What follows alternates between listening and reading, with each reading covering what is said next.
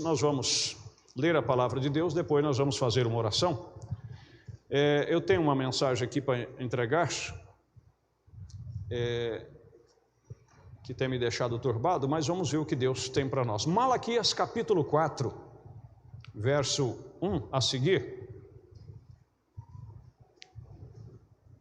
Malaquias capítulo 4, verso 1 a seguir. Nós vamos ler até o 6.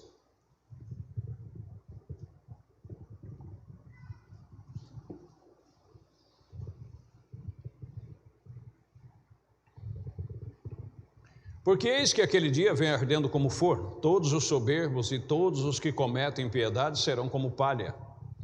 E o dia que está para vir os abrasará, diz o Senhor dos Exércitos. De sorte que ele não os deixará nem raiz e nem ramo. Mas para vós que temeis o meu nome, nascerá o sol da justiça, e salvação trará debaixo das suas asas. E saireis e crescereis como a bezerros do cevadouro. E pisarei os ímpios, porque se farão cinza debaixo das plantas de vossos pés. Naquele dia que farei, diz o Senhor dos Exércitos.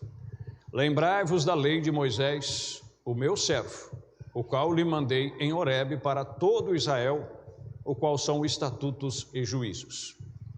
Eis que vos envio o profeta Elias, antes que venha o dia grande e terrível do Senhor. E converterá o coração dos pais aos filhos, e o coração dos filhos aos seus pais, para que eu não venha e fira a terra com maldição.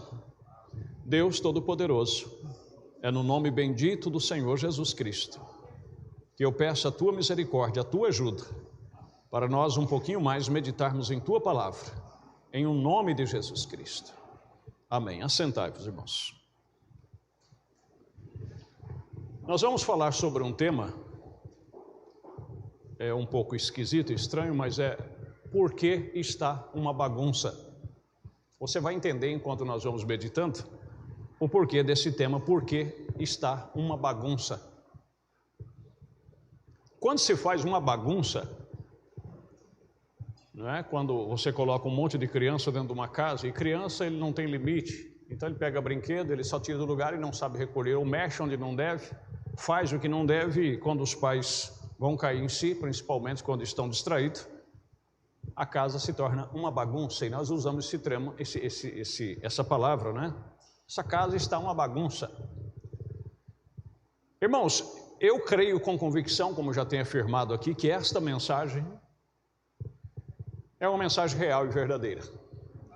É uma mensagem que, até hoje, com mais de 30 anos, eu nunca vi nada, por mais estudiosos que alguns sistemas sejam, com questão à profecia, com questão a sermões, eu nunca vi nada fazer frente a esta mensagem e sobressair a ela.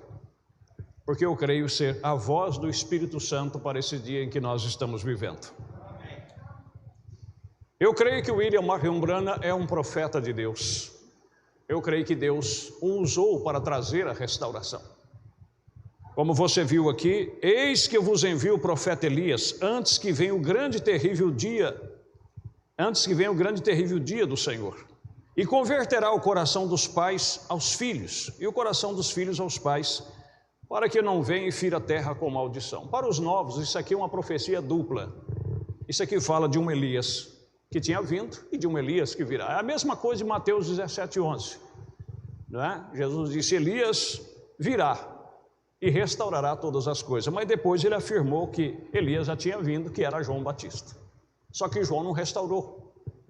Né? Elias virá primeiro e restaurará todas as coisas. A questão de João não era restaurar, a questão de João era preparar o caminho, era precursar o Messias, o qual era a voz do que clama no deserto, Isaías 40. Agora, a função do Elias no dia final seria restaurar todas as coisas. Restaurar a fé dos filhos, que somos nós, aos pais apostólicos. A questão de João foi restaurar a fé dos pais aos filhos, quer dizer, dos pais da lei, da antiga aliança, restaurar a fé deles para a fé dos filhos, que era aqueles que estavam iniciando a nova aliança, compreendeu? Mas eu não quero tomar tempo nisso, porque muitos de vocês, ou a maioria, já tem conhecimento disso. Agora, o que eu quero dizer é o seguinte, Deus enviou, meus irmãos, esta mensagem para trazer a restauração da palavra. E essa restauração é que muitas pessoas não entendem, eles ficam presos. E pegam a mania de a mensagem, o profeta, só que esquece de focar o propósito pelo qual ela veio. E o que ela veio fazer. Se você focar isso aí, não tem como você se perder. Eu, às vezes, como pastor e como por estar na mídia e tentando evangelizar no rádio, na internet, às vezes eu me sinto desencorajado. Por quê? Porque você evangeliza uma pessoa, você prega para uma pessoa. Aí essa pessoa, por curiosidade, diz, deixa eu ver essa doutrina. Aí ele vai lá no Google e digita William Marion Branham. Aí vai aparecer uma lista interminável de colocações e interpretações e do que pensam da mensagem, do que acham da mensagem, e a coisa toda virou uma bagunça. Uma bagunça, me desculpa. Uma bagunça. Agora por quê? Porque fugimos do propósito dela, do que ela veio fazer, do que ela veio provocar. Ela veio nada mais, nada menos do que provocar a restauração, trazer a nossa fé, a nossa compreensão do que foi a igreja apostólica. Porque, irmãos, fora disto é loucura. O William Branham não veio trazer um Novo Testamento para mim, para você, ele não veio trazer uma nova Bíblia, não. Ele veio nos trazer a nossa fé de volta para a Bíblia, para a palavra de Deus. Não é algo novo, porque já foi estabelecido. Gálatas 1:8, se até um anjo descer do céu e anunciar outra coisa além do que já está anunciada, não deve ser aceitado. Não deve ser aceitado, quanto mais um homem terreno. Agora, vamos tomar o que é que esta mensagem veio fazer. A primeira coisa que esta mensagem veio fazer foi mostrar para mim e para você que nós não somos um sistema organizado pelo homem. O que é um sistema organizado pelo homem? É um homem comandando outro homem. É essa questão de sede mundial, sede nacional, sede estadual, sede regional. No Evangelho, na igreja primitiva, isso nunca existiu. Nunca existiu. Estão entendendo? Nunca existiu. A igreja primitiva era formada sobre estas bases. Cada igreja sobre a liderança do Espírito Santo. Porque quando Jesus foi ascender ao céu, ele não deixou nenhum homem aqui para ocupar o lugar dele. Nesse aspecto, não. Ele não falou que Pedro iria ocupar o lugar dele, que João iria ocupar, que outro homem sábio iria ocupar. Ele disse, quando o Espírito Santo vier, ele vos ensinará todas as coisas e vos fará lembrar de tudo que eu tenho dito. E esse Espírito Santo, ele vem, e a Bíblia diz que ele é o cabeça da igreja. Estão compreendendo? O que é o cabeça? O que comanda a igreja? O que rege a igreja? O que trabalha através da igreja? E aí você vai entender por que hoje está uma bagunça. Porque estamos querendo voltar ao velho sistema de novo. Isso não funcionou no passado, não funciona agora e não vai funcionar nunca. A igreja primitiva, ela elegia seus pastores, ela elegia seus diáconos, sob a liderança do Espírito Santo. Eles oravam. Estão compreendendo? Às vezes eu vejo que esta questão aqui se tornou um pouco superficial. Quando se fala sobre a eleição da diretoria do próximo ano, quando se fala sobre eleger diácono, tem pessoas que acham isso como uma coisa assim, tanto faz eu ir como não ir. Não, meu querido. Não, meu irmão. Nós devemos orar afinco sobre estas coisas, pois o Espírito Santo através de nós, e outra coisa, a liderança ou a direção que o Espírito Santo tomar, não se tem que discutir, se é que fazemos sobre oração. Mas não é, qualquer um que pular está bom, né? Irmãos, se tem um povo que deve se preocupar com essas coisas, somos nós. Estão entendendo?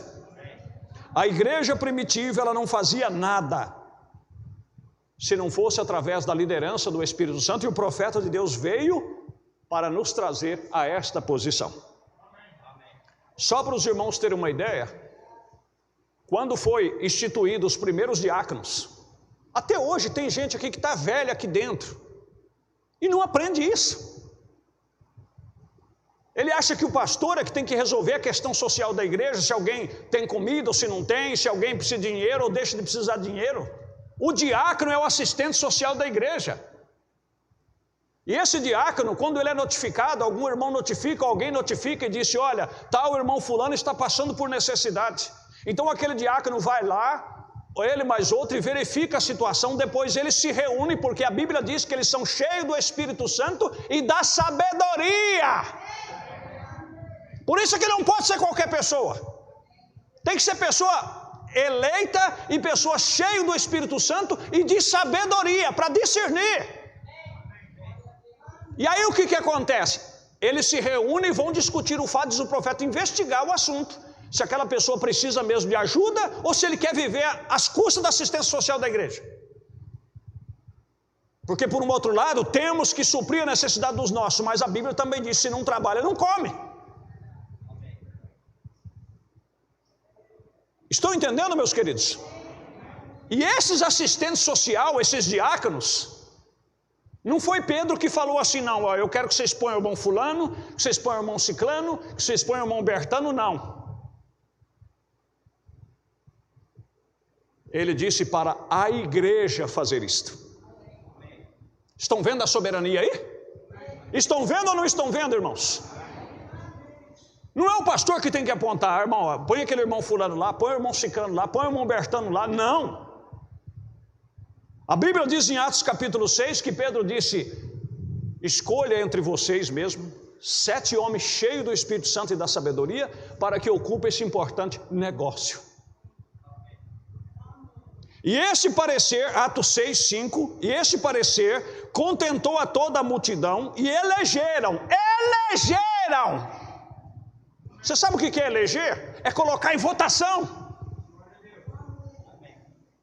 A igreja orou e deixou o Espírito Santo decidir em cada pessoa.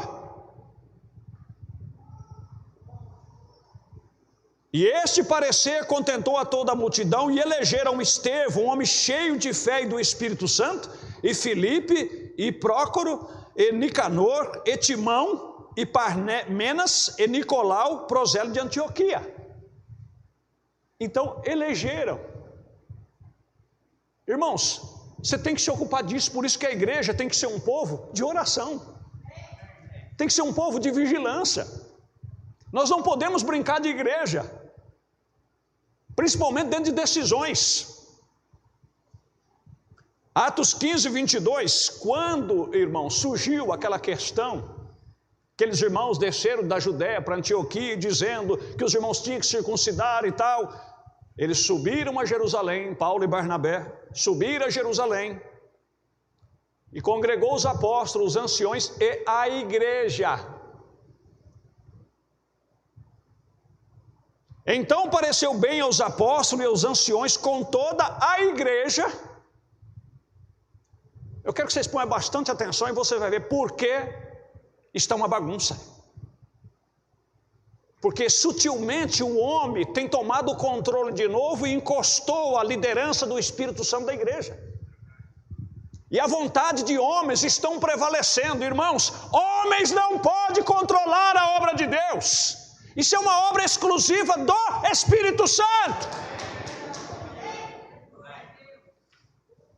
Então pareceu bem os apóstolos e os anciões com toda a igreja eleger varões dentre eles e enviá-los com Paulo e Barnabé em Antioquia, a saber, Judas, chamado Barsabás, e Sila, varões distintos entre os irmãos. Ou seja, resolver a questão lá, resolveu. E disse: irmãos, quem é que nós vamos enviar para entregar essa carta nas igrejas lá, que eles estão perturbando? Aí Pedro chamou de lado o irmãozinho de confiança dele e disse: vai lá, varão. Você é meu chegado, vai lá. A igreja elegeu. A igreja elegeu. Eu poderia pegar outra escritura, como Tito, por exemplo. Tito foi escolhido pelas igrejas,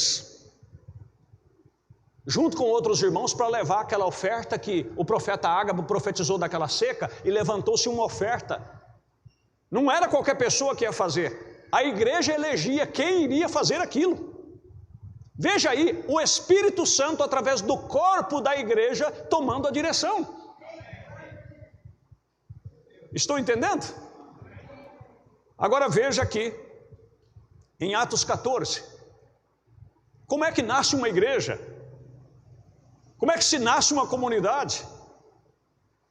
Irmãos, o profeta diz, Jesus disse, onde tiver 2 ou 3 reunidos em meu nome, ali eu estarei.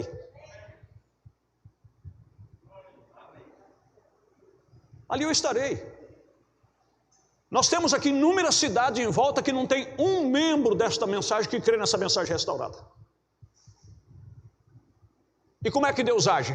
Se tiver um povo ali para crer nesta mensagem, Deus levantará um homem, diz o profeta, por causa daquele povo. E o profeta diz, se tiver 5 pessoas ali que o quer como pastor e ele tem as qualificações, ele pode ser o pastor deles. Se aquele povo for instruído e o eleger, e ele tiver as qualificações. Assim começa uma igreja, assim nasce uma igreja, e por amor àquele povo, Deus levanta aquele homem qualificado por ele. E ele vai trabalhando, a ovelha gera ovelha, através do testemunho, através do evangelismo pessoal da igreja, e se tiver alguém com dom no evangelismo, e aquele povo, pelo Espírito Santo, tem uma soberania. E diz o profeta, e aquele ministro, nós vamos chegar nisso aqui, olha como é que Paulo trabalhava. Paulo era um missionário. Paulo não era um pastor, ele era mestre, ele era apóstolo, e profeta dos gentios, mas pastor ele não era. Então ele saía pregando de cidade em cidade conforme o Espírito Santo lhe dirigia. E aqui diz em Atos 14, no verso 19 a 23, sobrevieram porém os judeus de Antioquia e de Icônio, e tendo convencido a multidão, apedrejaram a Paulo e arrastaram para fora da cidade, cuidando que estava morto. Mas rodeando os discípulos, levantou-se e entrou na cidade, e no dia seguinte saiu com Barnabé para Derbe. E tendo anunciado o evangelho naquela cidade,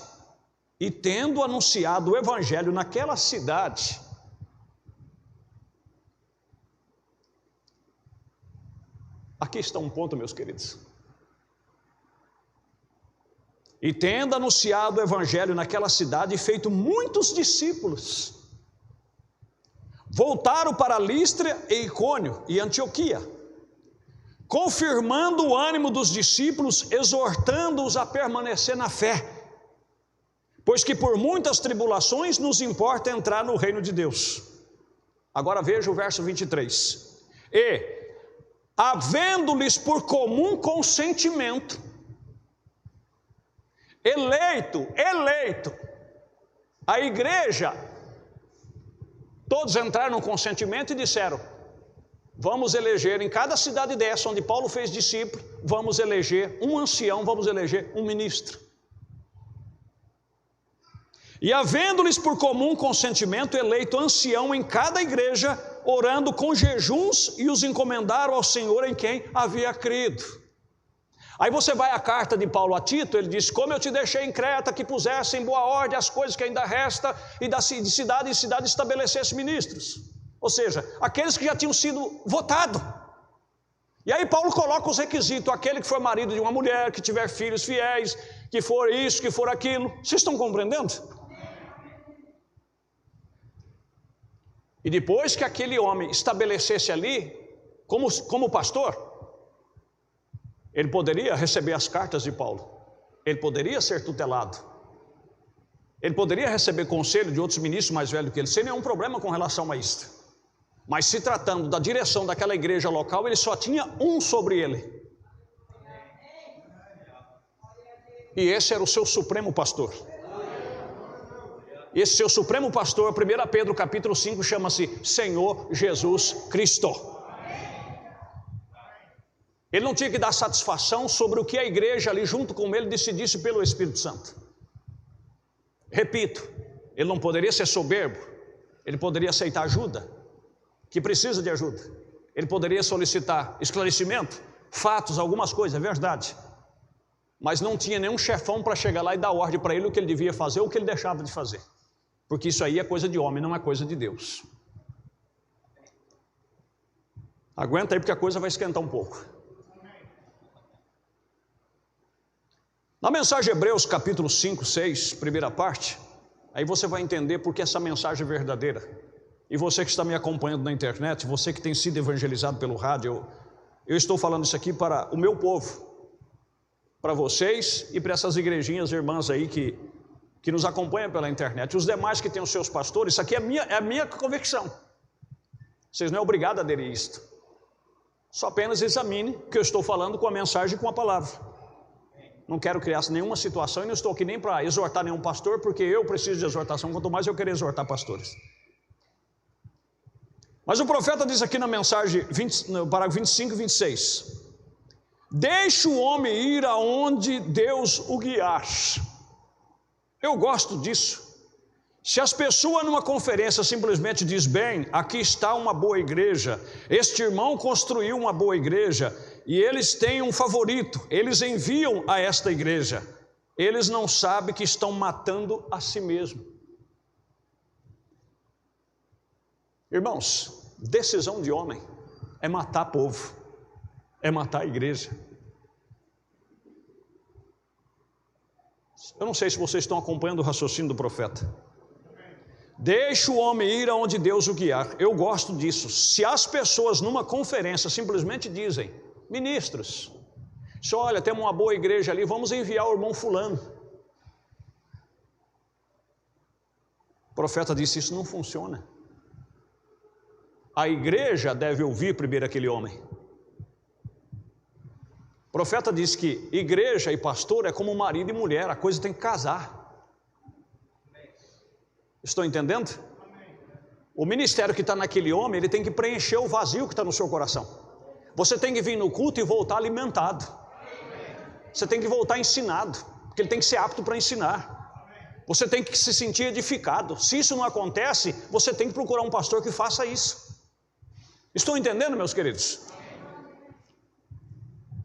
Mas tem pessoas que é tão vazio que ele fala assim, irmão, para mim qualquer coisa serve. Para mim não tem esse negócio não, para mim... Me desculpa, mas você não sabe nem quem você é ainda. Porque eu sei o que me serve e o que não me serve. Este irmão construiu uma boa igreja, eles têm um favorito, eles enviam a esta igreja. Eles não sabem que estão matando a si mesmos. Em primeiro lugar, se aquele homem vai ali, ele não pode preencher o lugar daquele homem. E então ele simplesmente enfraquece a igreja por tentar predilação, por algum favorito. Isso sempre foi desta maneira. Mas eu creio na autoridade suprema da congregação local. Aleluia. É isto que a mensagem de William Branham, do Espírito Santo, veio fazer para nós. É trazer a nossa fé para isso. Mas eu creio na autoridade da suprema congregação local, sim, que cada igreja possa escolher seu pastor, seus diáconos, seja o que for, e então, desta maneira, o homem ali não tem nenhum bispo sobre si. O Espírito Santo deseja falar algo para aquela igreja. Eles não têm que perguntar a ninguém se eles podem fazer isso ou fazer aquilo. É o indivíduo em contato com o Espírito Santo.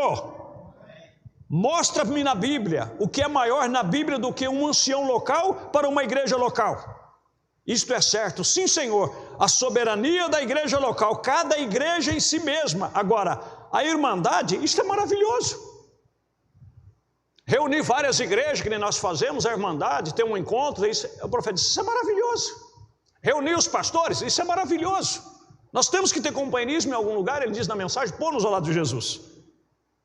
Todas as igrejas devem estar numa irmandade como esta, juntos, mas a soberania é da igreja local. É como você pega o seu esposo, vocês vão num jantar, vocês vão num aniversário, então lá vocês estão todos um, mas chegou em casa, quem comanda ali é vocês. Não é ninguém que estava lá na festa querendo dar pitaco do que como tem que ser a sua casa. Você sabe o que é a sua casa, o que tem que ser feito e o que tem que se deixar de ser feito. Não está fácil de compreender?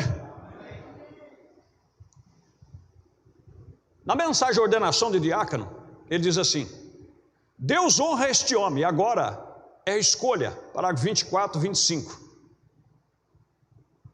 Senhor, como uma igreja soberana, como um corpo do Senhor Jesus, que eles promovem a eleição. E dirigirão essa parte do serviço numa forma especial naquele justo e santo nome de Jesus. Quer dizer, abrimos a reunião, oramos primeiramente. Agora, com nossas cabeças curvadas, não somente nossas cabeças, mas nossos corações, e como todo membro desta igreja que vem aqui assiduamente e a mantém com seu dízimo e suas ofertas, que é considerado um membro desta igreja, enquanto o pastor e eu sozinho, o pastor associado, irmão Neville, e eu perguntaria se esta igreja acha que o irmão Tyler é um homem justo e elegível, pelo melhor de seu pensamento, para ser diácono sobre esse grupo de pessoas, fazendo a eleição dos diáconos. A igreja decide. Estou entendendo? O pastor apenas supervisiona se aquela pessoa está qualificada ou não pela palavra, casamento, a vida, mas a igreja é que escolhe. Estou entendendo, meus queridos? Ainda na mensagem de ordenação de diácono, parágrafo 1, o profeta disse: e isto é, que a primeira coisa é a colocação de alguns diáconos na igreja. E nossa igreja aqui é soberana. Você sabe o que é soberana? Ela decide. Você decide. Ela não tem nenhuma denominação ou coisa alguma para enviar os seus diáconos. Ela elege os seus próprios diáconos. Ela elege o seu pastor. Ela elege os seus administradores. Ela elege tudo que entra e sai da igreja.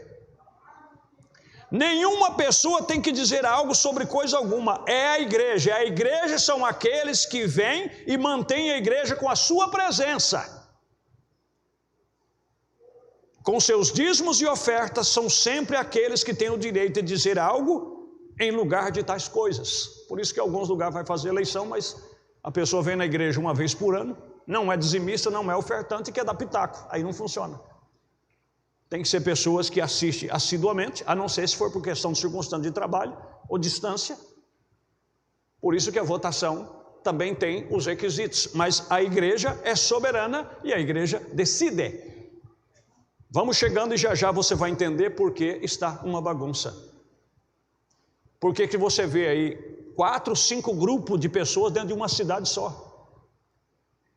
4, 5 igrejas dizendo ser tabernáculo da mensagem dentro de uma cidade só. E você diz: qual que é o problema, pastor? Pode ter 10, 20, se for necessário, mas dentro dos princípios corretos.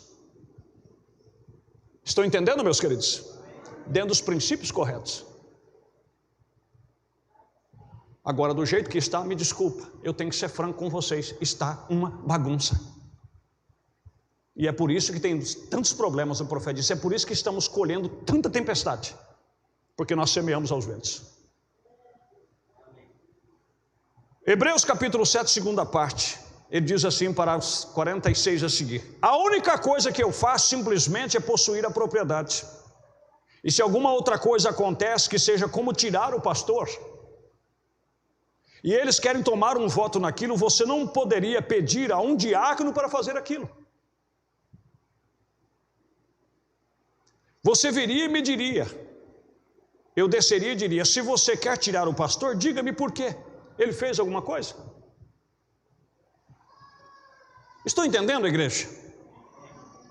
Como se põe um pastor? Como se tira um pastor? Agora não me esqueça, fora da soberania local, Jesus disse: se isso aqui é um rebanho de Deus, se isso aqui é um trabalho de Deus, e vocês juntos se tornam o redil de Deus, e Jesus é a porta das ovelhas, porque Ele é a palavra, e Ele diz que o pastor se coloca na porta. Se eu tenho ensinado o que é correto, se eu tenho feito o que é correto, e se alguém vem e entra, a não ser pela porta, a Bíblia diz que é ladrão e salteador. Não tem outra coisa a se colocar. Então, se quer tirar o pastor, tem que ter um motivo. É por isso que no final do ano eu não faço eleição sobre o cargo de pastor, porque o cargo de pastor só é feita eleição se tiver motivo. E se a igreja pedir a eleição, aí faremos. Mas se não pede, não tem motivo, não há necessidade de se fazer. Diga-me se ele fez alguma coisa assim. Nós o pegamos bêbado, ou nós pegamos fazendo isto, ou fazendo algo que não era correto. Vocês têm 3 testemunhas disto? Sim, nós temos. As testemunhas devem ser provadas primeiro. Não aceite acusação contra o presbítero, senão com 2 ou 3 testemunhas, e que sejam elas provadas primeiro contra um presbítero. Então você tem que afirmar isso, que você viu isso, e provar que você viu isto. Aí você diz, não, então o pastor tem forro privilegiado. Não, tem a palavra. Tem a carta de 1 Timóteo dizendo isso. Não aceite acusação contra um presbítero, senão com 2 ou 3 testemunhas. O profeta diz, essas testemunhas que dizem que o pastor está desqualificado, tem que provar o porquê que ele acha. Não é apenas eu vi, prova que viu. Prova que viu o pastor cambaleando bêbado, prova que viu o pastor fazendo alguma coisa que o desqualifica. Mas você sabe por que está uma bagunça? Porque alguém disse que viu, alguém falou para alguém que alguém viu e que alguém deixou de ver. Isso não é só aqui não, é no Brasil inteiro, talvez acho que no mundo, eu não viajo para o exterior. Por isso que temos 4, 5 grupos dentro de uma cidade. Basta surgir um bochicho, e aquele bochicho começa a correr no meio da igreja, aí alguns já se inflamam, se indignam, porque eu não vou mais na igreja, porque isso é um absurdo, isso não pode acontecer. Não viu, não tem testemunha, não foi provado nada. Mas mesmo assim se inflamam, e aí reúne meia dúzia ou 15 pessoas, e aí sabe o que faz? Vão ligar para um outro pastor. E se aquele pastor também não tem qualificação, me desculpa, eu vou ter que falar algumas coisas abertas aqui. Aí o que ele faz? Se ele fosse, como eu já fiz isto, e com poucos anos de ministério, eu me lembro que assim quando eu comecei com o programa na difusora,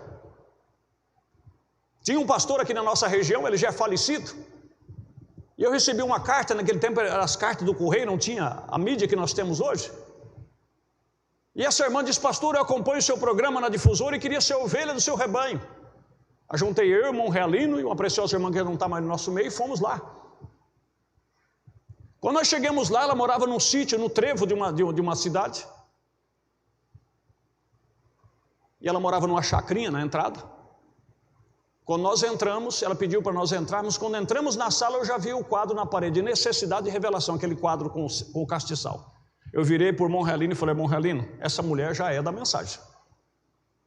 Ela não é denominacional. Dá uma olhada na parede. Quando eu olhei, estava lá, necessidade de revelação. Aí quando ela voltou, os irmãos queriam um café, eu falei, da minha parte, obrigado, eu não tomo. Serviu um café para o irmão Realino e eu disse, irmã, a senhora já crê na mensagem do 7º anjo? Ela disse, sim, pastor, há tantos anos. Eu falei, quem é o seu pastor? Olha, pastor, o negócio é o seguinte, aqui na cidade tem o local, tem o trabalho, tem mais uns 2 ou 3 famílias, só que está acontecendo um problema aí, né, e eu estou meio insatisfeita, e vou falar para o senhor, viu, já estive conversando com outros irmãos também, eles também estão descontentes, né, e nós queríamos que o irmão, eu falei, falei, irmão, não vou te dizer nada. Peguei meu carro, fui lá na casa do pastor. Cheguei lá e falei, irmão, está se passando assim, assim e assim e assim. E ele me assentou e relatou o caso. Falou, pastor, o caso é esse. Peguei, bati uma carta naquele tempo datilografada aqui na máquina de datilografar. Peguei uma cópia da carta, guardei, e a outra cópia mandei para ela, e outra cópia mandei para ele. Tirei xerox. E até pouco tempo antes dele morrer, ele carregava aquela carta na pasta dele. E até no último encontro que ele participou, surgiu um assunto relevante, o mesmo problema. Ele falou: eu tenho uma carta aqui do pastor Paulo do ano, falou o ano, muitos anos atrás, que essa carta salvou o campo ali, e vocês precisam, se vocês querem eu vou ler. Ele falou: não é necessário. Mas nessa carta eu relatava tudo isso para ela, como se punhava um pastor, como se tirava um pastor e como se aceitava uma acusação contra um pastor. Estão compreendendo, meus queridos? Mas o que acontece? Aí tem um grupinho de pessoas, 10 ou 15 pessoas na igreja, porque sempre tem uma pequena porcentagem, eu não quero saber quem que é e muito pouco estou preocupado. Nunca todo mundo está satisfeito, sempre alguém tem uma queixinha. E aí surge um assunto assim, e tem alguém no meio querendo um carguinho que não consegue ter o cargo. Aí o que acontece? Toma força com aquilo, reúne essas pessoas e liga para um pastor. E se esse pastor não tem o temor de Deus, ou se não tem conhecimento da mensagem, ou não tem o temor de Deus, o que ele faz? Ele vai lá, conversa com esses pastores, com esses membros, e daqui a pouco já abre um trabalho na casa de um deles, ou aluga um salão. Aí alguém vai questionar e diz: mas o senhor entrou lá, mas lá tem o pastor fulano. Diz: não, irmão, é que tem um problema lá e os irmãozinhos estão sofrendo. É por isso que está essa bagunça. Você sabe por que os irmãozinhos estão sofrendo? Porque em vez de ficar lendo a mensagem, fica lendo o WhatsApp o dia inteiro, no WhatsApp o dia inteiro. Você sabe por que esses irmãozinhos estão sofrendo? Porque em vez de prestar atenção no culto, fica com a cabeça lá em Bagdá. Porque se aprendesse, saberia como agir. Mas aprende e nunca chega ao conhecimento da verdade.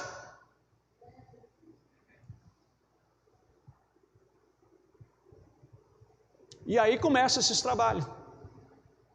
Aí o outro também diz que não está contente, o outro já diz que porque eu cantava e não me dava mais oportunidade para cantar, o outro porque não casou a minha filha, outro porque não quis fazer o meu casamento. Todo mundo tem uma veste dele na mão.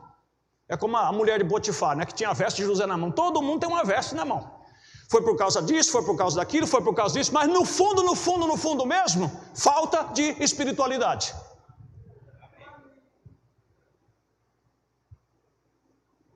E o abençoado do pastor, que deveria ter conhecimento e saber, como eu já vi pastores com igrejas abençoadas, eu vi isso com os meus olhos e vou responder diante de Deus.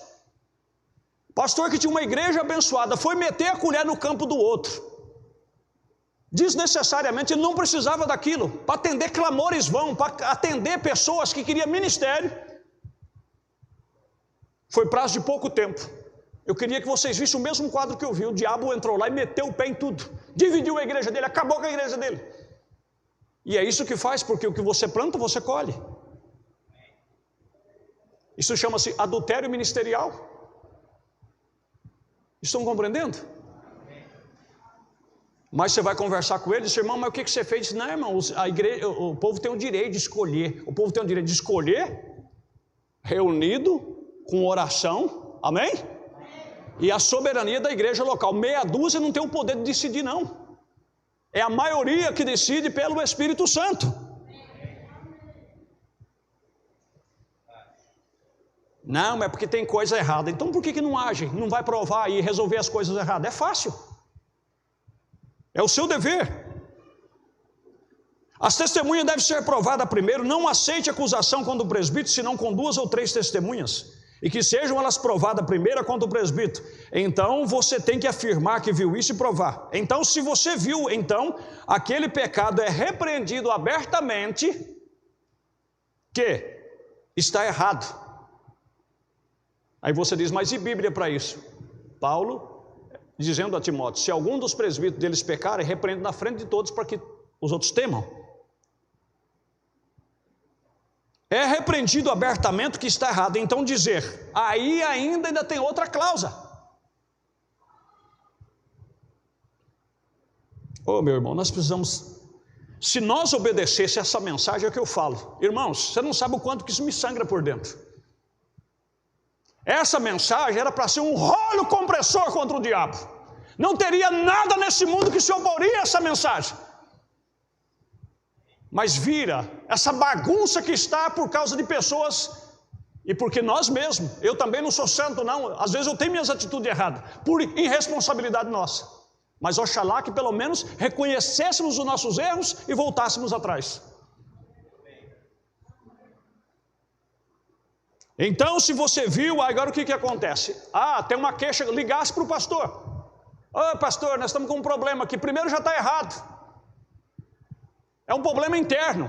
Nós não temos bispos. Nós não temos supervisores gerais por aí. Eu não tenho nenhum bispo sobre mim, não. Se tem alguma queixa contra mim ou a queixa contra outro pastor local, dobra os teus joelhos e fala com ele lá em cima. E se você sabe de alguma coisa que é repreensível, não fique escutando denúncias de terceiro. Você mesmo com amor vai lá e prova o que você está falando. Mas nós pegamos aquela mania do TEC de denúncia, né? Virou o 190 da polícia. Qualquer coisinha, a denúncia anônima. A prefeitura aceita isso, a polícia aceita isso, mas Deus não aceita isso. Você tem que se comprometer com a sua denúncia. Você tem que provar que você viu isso. Estão compreendendo, meus queridos? E não é só contra o pastor, não. É contra qualquer outra pessoa.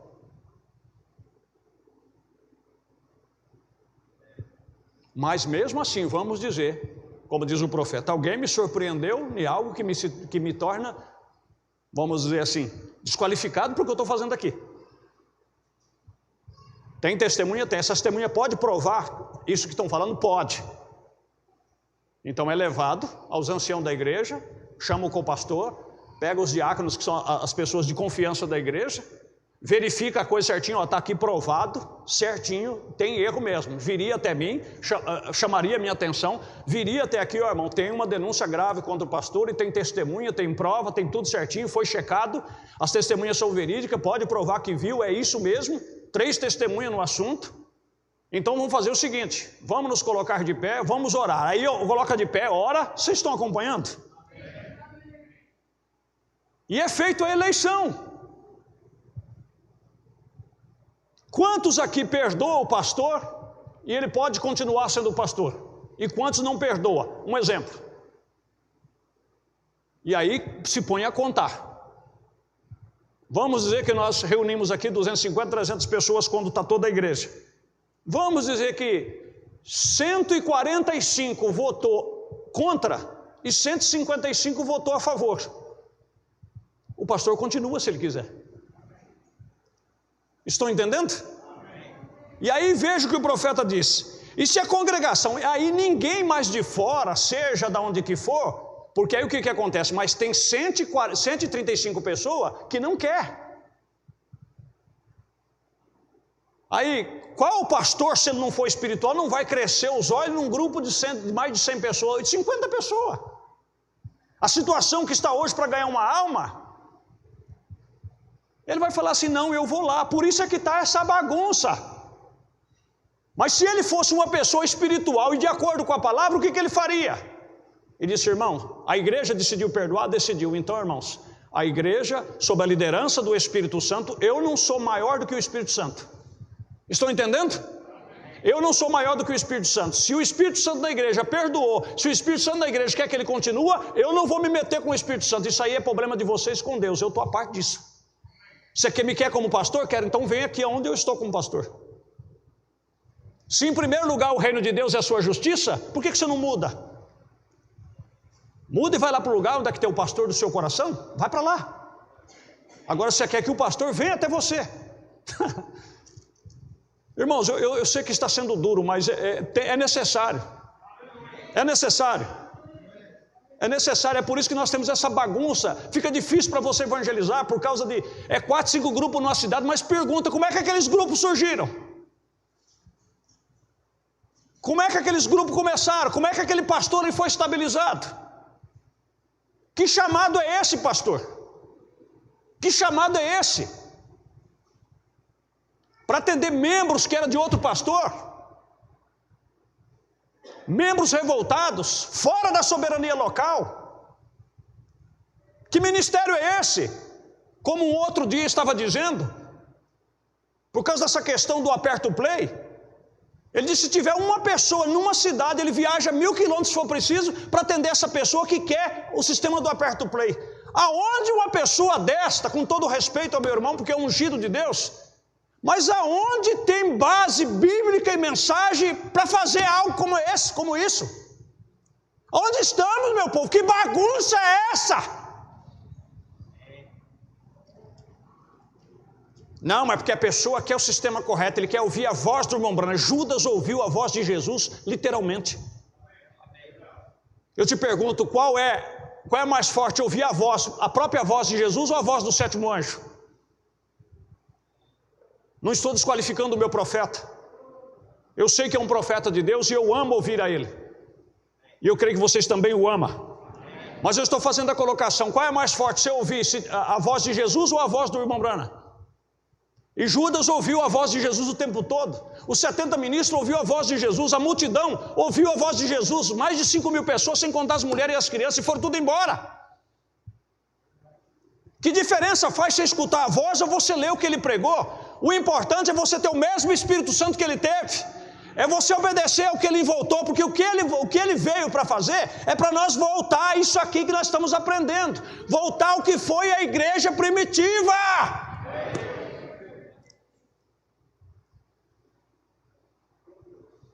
Mas não, se tiver uma pessoa na cidade, ele vai lá para dizer que ele é o salvador da pátria. Ele tem mais direção do que o próprio Espírito Santo, porque o Espírito Santo naquela igreja local está ali com aquele pastor, a igreja está estabilizada, pessoas estão sendo santificadas, pessoas estão recebendo o Espírito Santo, pessoas estão sendo batizadas, e sai ele lá do oco do mundo para assistir uma pessoa só, porque quer ele, essa pessoa, a ovelhinha, coitadinha que está sofrendo, porque ela quer. Vai tomar vergonha na cara, com todo amor eu falo. Isso é ministério, isso é chamado. Com milhões de almas nesse Brasil morrendo sem ouvir a verdade. Como estivemos agora lá em Congonhas, no assentamento. Corta o coração, meu irmão. Eu digo para a glória de Deus, eu não consigo assistir nem todos que eu ganho. Que necessidade eu tenho de ficar atrás de igreja dos outros? Aí você diz, mas o senhor foi lá em Irani.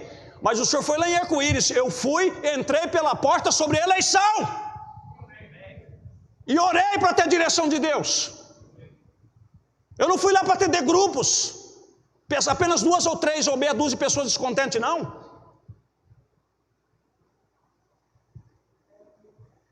Por isso é que está essa bagunça. E vai continuar, se a igreja não aprender, irmãos. É a mesma coisa a questão da política do Brasil. É uma vergonha você ficar falando do senador, você ficar falando do deputado. Quem é que põe o senador lá em cima? Quem é que põe o deputado? Quem é que vai nas urnas votar? Não é o povo? Então vocês merecem o que vocês ponham lá. Estão compreendendo?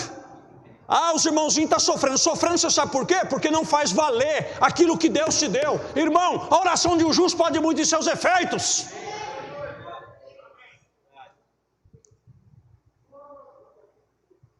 Deus é testemunha disto. De inúmeras pessoas chegar na porta do escritório e falar, pastor, eu ia falar com o senhor, mas o que eu tinha que ouvir eu já ouvi. Deus abençoe, boa noite. Mas você sabe o que é isso aí? É joelhos que são dobrados antes de vir ao culto. É isso que você tem que fazer. Senhor, se tem alguma coisa fora de ordem, eu creio que o teu servo, com todas as fraquezas e os defeitos, ele é um atalaia teu. Então usa a boca dele para falar comigo. E é através disso que você ouve a voz do bom pastor. É através da pregação e do ensinamento da palavra de Deus. Mas não ora, não busca, não aprende. Aí quando chega o lobão, ele se coloca do lado dos outros. E diz que os irmãozinhos estão sofrendo. Tem muitos irmãos que estão sofrendo, estão saindo da igreja. Dá vontade de pegar dar umas palmadas do evangelho. Se a congregação vota e perdoa, deixa-o seguir ainda. Esta é a maneira que deve ficar. Vê, essa não é a maneira clara de se conduzir uma igreja. E aí o que adianta? Fica ouvindo o play, fica ouvindo a fita, com quadro de membrana para todo lado, é com adesivo unical. O que adianta isso?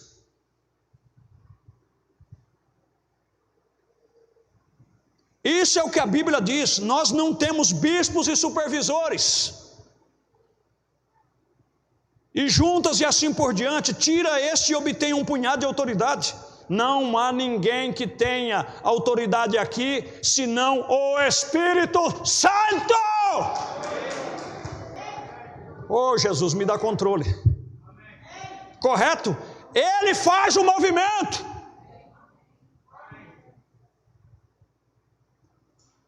Correto? Ele faz o movimento e nós o tomamos como a maioria do povo, a maioria do que o povo segue.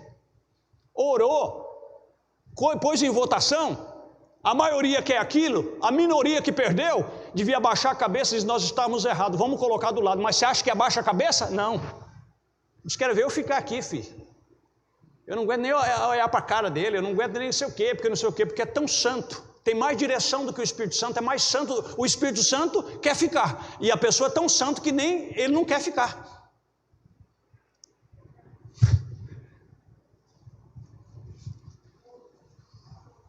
Agora vejo aqui, ó. Eu estou dentro do horário ainda, tem paciência comigo. Então, se um lado quer fazer isso e o outro não quer fazer, aquele que o vence, o lado perdedor, o que fazer acerca disso? Eu queria perguntar para esses desordenados que ficam aí de cidade em cidade atendendo grupinho, que se sai de dentro das igrejas, fora da soberania local, fora do corpo local. Eu queria perguntar para esses abençoados se eles creem mesmo em William Branham como profeta. Irmão, eu não estou aqui falando mal de nenhum pastor, não. Eu não estou aqui exortando o pastor, não estou me colocando como bispo dos demais e como sabe tudo, não. Irmãos, por favor, eu estou fazendo isso aqui com desespero, eu amo meus irmãos. Mas essa bagunça, irmão, nós temos que colocar um fim nisso. Se um lado quer ficar, e se o outro lado quer fazer aquilo, o lado que vence, o lado perdedor, o que faz acerca disto? Junta-se bem ali com o resto deles. Dizer, nós estávamos errados, então nós seguiremos porque o Espírito Santo tem feito essa escolha. Vê? É exatamente certo. Agora preste atenção e eu vou dizer uma coisa para você. Sim, nós o pegamos bêbados, nós o pegamos fazendo isso e fazendo aquilo e aquilo que não é correto. Foi pego, foi provado que fez.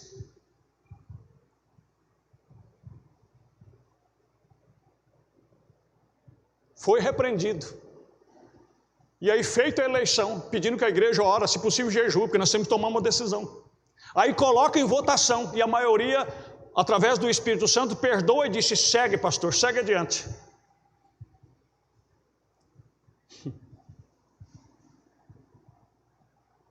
E você olhar para aquele pastor e ter misericórdia dele. Eu não estou falando só de mim aqui não, de qualquer outro lugar. E você fala, não, o Espírito Santo perdoou ele, o Espírito Santo quer que continue, então nós vamos estar ao lado dele, porque a maioria diz que é para continuar, então vamos continuar e vamos ficar firme. O erro é do homem, mas o cair do homem é o levantar de Deus, nós vamos em frente.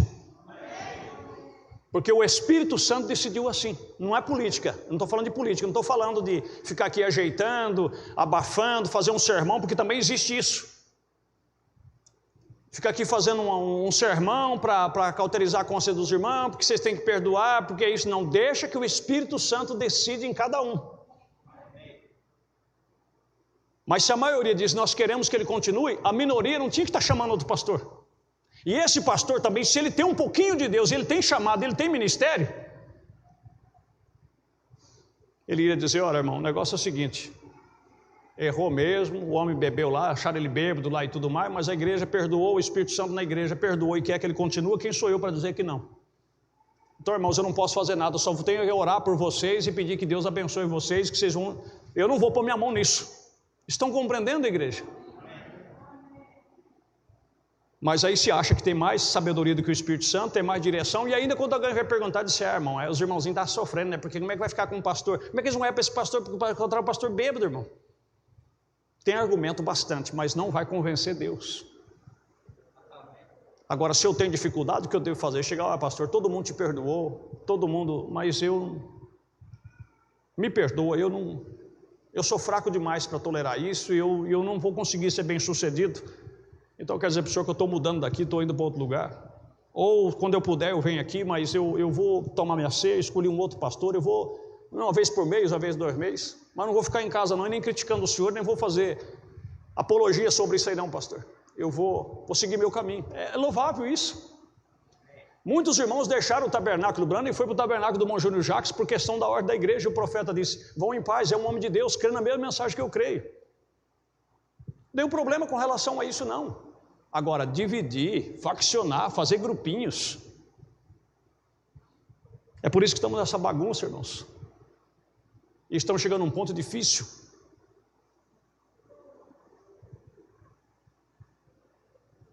Agora veja o que o profeta diz aqui. Irmãos, eu poderia prosseguir, mas vamos deixar isso aqui. Eu só apenas quero ler mais um parágrafo aqui. Que hoje que nós temos mais grupo é por questão doutrinária. Veja o que o profeta diz aqui na mensagem, semente de discrepância, parágrafo 73. Nós verificamos hoje que as nossas assim chamadas igrejas, até mesmo os nossos pentecostais, nós saímos. Não poderíamos ser satisfeitos, nós tivemos que fazer os nossos próprios grupos, tudo surgiu. Nós tivemos que ter isso, nós tivemos que ter isto, nós tivemos que ter um outro grupo. E esse sujeito se levantou e disse, ele vem sobre uma nuvem branca. Um outro diz, ele vem sobre um cavalo branco. Certo, nós faremos 2 grupos. Está vendo o que é isto? Semeadura de discrepância. Semente de discórdia. Não, irmão, porque lá tem doutrina errada. Irmãos, existem pessoas no Brasil que estão saindo de uma igreja e indo para outra. Por exemplo, a coisa está tão complicada. As igrejas estão tão vinculadas a essa questão de sistemas, que eles ouvem o seu pastor assim, ó. Se o pastor falar alguma coisa contrária ao que o líder do companheirismo lá fala, porque eles acompanham suas escolas dominical, acompanham seus trabalhos, tem várias lideranças aqui no Brasil, não estou generalizando não. Então o coitado do pastor, ele prega todo incluído, porque se ele falar uma coisa contrária, eles já ligam para ele, falam, o pastor aqui está dando sinal que está saindo do companheirismo. Pode ter certeza, já está sendo enviado um para atender o grupo lá, que vai sair dali, porque não quer ficar com ele, porque ele não está mais obedecendo às lideranças. Vamos tomar vergonha, irmãos. A que ponto estamos chegando? Que bagunça é essa? Aonde arruma base e mensagem para uma coisa dessa? Oh Deus! Aí você diz, mas pastor, que coisa é essa, irmão? Abra bem o teu ouvido e o teu coração. Abra bem. Para amanhã ou depois você não achar que a coisa está ficando complicada, está uma bagunça geral. E eu não quero que você seja incluso nessa bagunça. Eu quero que você saiba o que você está fazendo. Quando ele vier, ele interpretará a sua própria palavra. Vamos esperar até esse tempo. Capitem, falando sobre isso, você nem mesmo capita a mensagem do dia, sempre apontando para o que Deus fará ou para o que ele tem feito, ignorando o que ele está fazendo. Esta é a maneira que nós trazemos discrepância nisto. Agora veja bem, isso é doutrina. Se eu pregasse aqui, quando Jesus vinha aqui no arrebatamento, ele não vai vir sobre uma nuvem, ele vai vir sobre um cavalo. Aí alguém disse assim, não, mas isso aí está errado, porque eu vi o pastor fulano falando, e o negócio é o seguinte, então vamos fazer 2 grupos, vamos chamar o pastor fulano, porque isso é doutrina errada. O profeta disse, isso é semeadura de discrepância, irmão, isso não vai te condenar, isso não vai te pôr nem no céu nem no inferno. O que você tem que fazer é se preparar para a volta dele. Amém? Louvado é o nome de Jesus. O 5º selo, 170. Aí vai você. Ali vai ele. Exatamente de volta. Não vê você porque os sistemas organizacionais estão errados? Quem o começou? Foi Deus? Foram os apóstolos? E eu te pergunto, quem começou essa bagunça que está aqui? Foi o William Branham? Foi os apóstolos? Não. O William Branham veio para nos tirar da bagunça e nos pôr no evangelho apostólico. A Igreja Católica Romana fez. Agora deixe algum historiador dizer diferente. Não está ali. Eles dizem que são a igreja mãe. E eles são. Mas eles organizaram a coisa e colocaram num sistema. Um homem comandando-o. E nós não tomamos um homem como eles fizeram. Nós tomamos um concílio inteiro de homens e os colocamos juntos. Então aí você realmente tem uma confusão. Isto é certo. Como pode um concílio, de algum modo, em outras palavras, funcionar? Agora o profeta diz, a Igreja Católica toma um homem como cabeça, e nós tomamos um concílio. E eu quero deixar isso aqui bem esclarecido. Profetizar Irmandade é uma bênção. Encontro de pastor, seja regional ou nacional, é uma bênção. Nós aprendemos lá, nós discutimos os problemas, nós aprendemos uns com os outros. Mas eu não posso tomar uma decisão, porque a maioria lá tomou, como uma decisão do Espírito Santo, para estabelecer alguma coisa. Eu tenho que obedecer à liderança e à convicção do Espírito Santo, para mim e para a igreja. Eu não posso pegar o que um concílio de um homem decidiu ser certo, eu tenho que tomar o que o Espírito Santo disse no meu coração que é certo. Eu não posso pegar uma causa aqui e chegar lá e falar, irmãos, foi o plenário que decidiu lá, então eu trouxe a decisão do plenário. Irmãos, eu não preciso de plenário para decidir, ou então não tem ministério. Eu preciso de um plenário para me ajudar a adquirir o conhecimento. Depois que eu adquirir o conhecimento, eu sou o pastor. Eu sou a autoridade máxima da igreja, constituído pelo Espírito Santo, e o que eu faço? Aí eu vou entregar e dizer, olha, irmãos, de acordo com a palavra, é isso aqui o que nós temos. Amém, meus queridos? Mas não deixar que um concílio de pastor decida para mim o que é que tem que fazer com vocês. Isso não está certo, meus queridos. Para isso, nós temos o Espírito Santo. Ponhamos-nos de pé. Deus Todo-Poderoso, eu sei que isso é cortante, eu sei que isto, meu Deus, nos coloca numa condição tensa, eu pude perceber isso, mas eu espero que eles guardem isso no seu coração, que eles não venham descrer dessa mensagem, por achar que a mensagem é que está nessa condição. Não, a mensagem nunca esteve nessa condição. Essa bagunça toda que nós vemos por aí afora, Senhor, não foi o teu profeta, não foi a tua mensagem que criou isto, mas foi os homens que criaram isso, foi nós que criamos isto. Então tenha misericórdia de nós, Pai. Aonde eu tenho sido culpado de alguma coisa nesse aspecto, me perdoe e tenha misericórdia. Como também peço por cada ministro, por cada homem de Deus, que eles possam, meu Deus, verificar as suas atitudes, respeitar a liderança local, respeitar a soberania local, respeitar a decisão do Espírito Santo em cada igreja, e respeitar aquele ministro como o ancião maior daquele lugar, e que não venha interferir nas decisões que ele, o Espírito Santo e aquela igreja toma, e querer saber mais do que o Espírito Santo e mais do que a tua palavra. Eu entrego cada um deles em tuas mãos, como também estas poucas ovelhas e aqueles que vão nos acompanhar através da internet. Pai, que cada ministro sabe o que é melhor para si. Isso foi apenas para o meu povo. Tu conheces o meu coração. Que isso não foi intencional para dizer que estamos virando a mesa ou qualquer coisa assim. Não, Senhor. O Espírito Santo é o que deve fazer estas coisas. Se tem alguma mesa para virar, que Ele que vire, Pai. Mas o que nós estamos dizendo, Pai, nas minhas convicções, pela Tua palavra, que o Teu povo creia na mensagem, que o Teu povo receba esta mensagem. Esta mensagem veio para nos colocar de volta à fé primitiva. E que o Teu profeta não é responsável por essa bagunça que está neste Brasil. Essas retaliações, esses grupos, esses brigueiros, essas carnalidades. Meu Deus, o Espírito Santo está longe disto. Tenha misericórdia de nós, em nome de Jesus Cristo. Amém. Deus abençoe, meu querido, como disse, vai cada um para a sua casa, né? Evita de ficar lá fora, tá? Vão em paz em nome de Jesus e guarde tudo que você ouviu em seu coração. A pregação vai estar aí na internet, se precisar, ouve mais vezes, recapitula, e eu tenho certeza que Deus vai te ajudar grandemente em nome de Jesus. Amém.